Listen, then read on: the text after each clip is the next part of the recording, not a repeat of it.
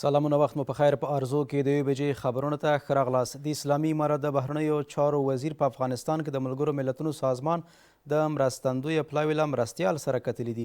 امیر خان متقي په دغه لیدنه کې په هیواد کې د پراختیا او بنسټیزو پروژو د پلي کېدو پر اهمیت ټینګار کړی دی. د بهرنیو چارو وزارت د خبرپاڼې له مخې د یونما مرستیال هم په بیلابیلو برخو کې د همکاریو پر پراختیا او پر لا ډیر تعامل ټینګار کړی دی.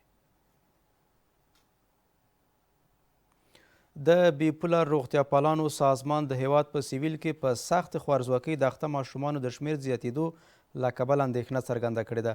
دغه سازمان په خپل نوي راپور کې اعلان کړی چې د هیواد په سیویل کې په خوارځواکۍ د اخته ماشومانو شمیر د روان میلادي کال له جنوري څخه تر اپریل میاشتې پورې د تیرو 3 کلونو ورته مودې په پرتله څه باندې 10 سلنې زیات شوی دی.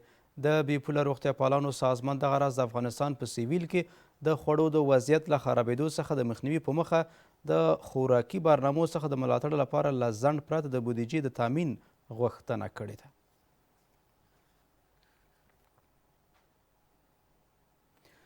د سوداګرۍ او پانګونې خونې رئیس د یو سوداګریز پلاوي په مشرۍ د قرغیزستان په بشکک کې د شانګهای همکارۍ سازمان نندارتون کې ګډون وکړ.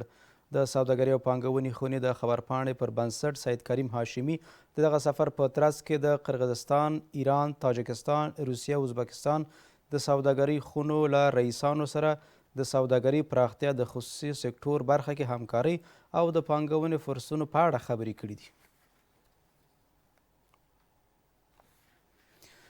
د افغانستان قرغیزستان د سوداګرۍ مجمع د دولتي او د دواړو هیوادونو خصوصي سکتور اساسو په حضور سره په بشکک کې ترسره شوه.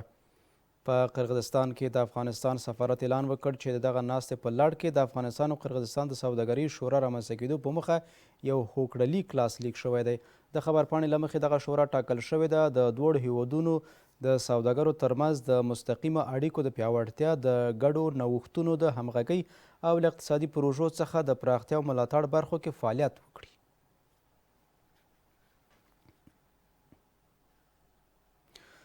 د اطلاعاتو فرهنګ وزارت د ګرځندوی مالیې او اداري مرستیال په کابل کې د ایران له سفیر سره په لیدنه کې د ګرځندوی زیارت، درملنې، زده کړې او سیاحانو د تبادلې ډیریدو برخو کې د دوه اړخیزو همکاریو پر پراختیا ټینګار کړی دی. د اطلاعاتو فرهنګ وزارت اعلان وکړ چې په دغه لیدنه کې دواړو لورو د همکارۍ د هوکړلیک د چمتو کېدو او د افغانستان او ایران ترمنځ د ګرځندوی صنعت ودې لپاره د ګډو ښوونیزو برنامو له ترسره کېدو خبر ورکړی دی. د دغه وزارت په وینا په دغه لیدنه کې علیرضا بیګدلي د دوه اړخیزو همکاریو د پراختیا پر اهمیت ټینګار کړی او په سیاحتي او زیارتي برخو کې د لا ډیرو اسانتیاو له برابرېدو یې ډاډ ورکړی دی.